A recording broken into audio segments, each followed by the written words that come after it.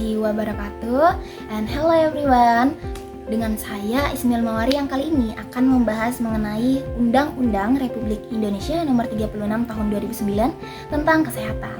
Nah, tapi di sini saya berfokus pada perlindungan pasien khususnya pada pasal 56 yang bermakna memberikan penghormatan terhadap hak pasien dalam menentukan pilihan terkait kesehatan dan tindakan medis yang diterimanya, dengan menjamin bahwa keputusan yang dibuat pasien itu didasarkan pada informasi yang jelas, transparan, dan juga lengkap. Nah, gak afdol nih kalau kita nggak bahas contoh kasus dalam penerapan pasal itu. Jadi kita mundur ke tahun 2020 yang dimana terjadi pandemi COVID-19 yang sangat menggemparkan dunia, salah satunya di Indonesia. Prevalensi COVID yang sangat tinggi memengaruhi berbagai aspek kehidupan. Tidak jarang kita temui nih, rumah sakit di Indonesia penuh dengan pasien COVID dibandingkan dengan pasien penyakit lainnya.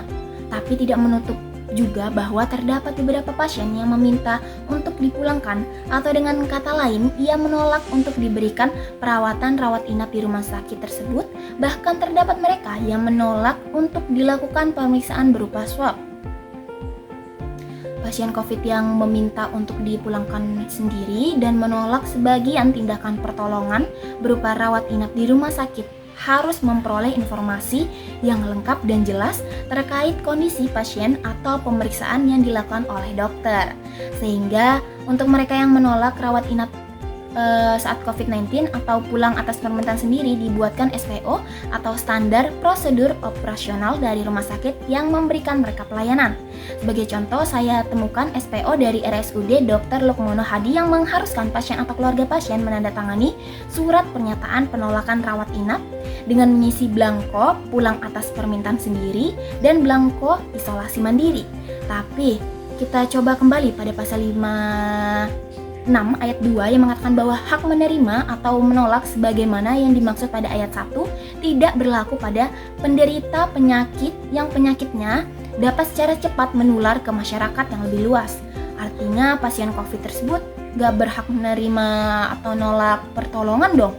Nah, setelah saya mencari referensi lainnya dan merujuk pada beberapa undang-undang, yaitu UU 36 pasal 157 tentang kesehatan, Permenkes nomor 82 tahun 2014 tentang penanggulangan penyakit menular, UU nomor 4 tahun 1984 tentang wabah penyakit menular, PP nomor 40 tahun 1991 tentang penanggulangan wabah penyakit menular, Instruksi Presiden nomor 6 tahun 2020 tentang peningkatan disiplin dan penegakan hukum protokol kesehatan dalam pencegahan dan pengendalian COVID-19, dan juga lainnya, itu menyimpulkan bahwa tindakan pasien menolak sebagian tindakan pertolongan, khususnya pemeriksaan atau swab, lebih merupakan bentuk pelanggaran hukum administrasi daripada pelanggaran hukum pidana, sehingga tindakan tersebut tidak sampai membawa akibat hukum berupa pemidanaan. Dengan demikian, penerapan UU nomor 36 tahun 2009 tentang kesehatan pada pasal 56 wajib untuk dipatuhi oleh seluruh warga negara, namun tetap membutuhkan berbagai pertimbangan dan harus merujuk pada berbagai UU atau peraturan lainnya. UU inilah yang bertujuan untuk melindungi hak pasien dalam mengambil keputusan terkait tindakan medis yang akan dilakukan terhadap dirinya. Nah, sekian dari saya untuk pembahasan UU nomor 36 tahun 2009 tentang kesehatan, khususnya pada pasal 56. Saya harap penjelasan ini dapat dipahami dengan baik dan bermanfaat untuk teman-teman semua.